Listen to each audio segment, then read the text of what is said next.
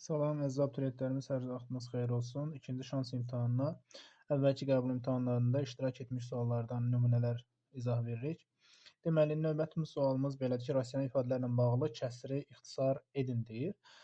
Biz verilən ifadəni sadələşdirək. Deməli, -5a plus 10 ifadəsində -5-i orta vuruq olaraq qarşıya çıxarsaq, a-2, məxrəc isə a-2-nin kvadratı olur ki, a-2-nin kvadratını biz bunu sadələşdirib iki eyni ifadənin hasili şəklində də yaza bilərik və buradan a-2-ləri ixtisar aparsaq, mənfini məxrəcə vursaq, cavabımız 5 bölünsün 2 minus a-ya bərabər olacaq.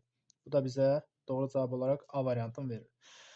Digər limitlə bağlı olan sualdır. Birinci görkəmli limiti əhatə edir. Biz limitlə bağlı olan sualı sadələşdirərək həll edə bilərik.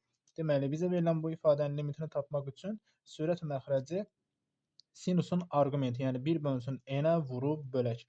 Olacağı 1 bölü n vurulsun, 7n plus 1 vur sinus 1 bölü n, məxrəcdə də 1 bölü n olacaq.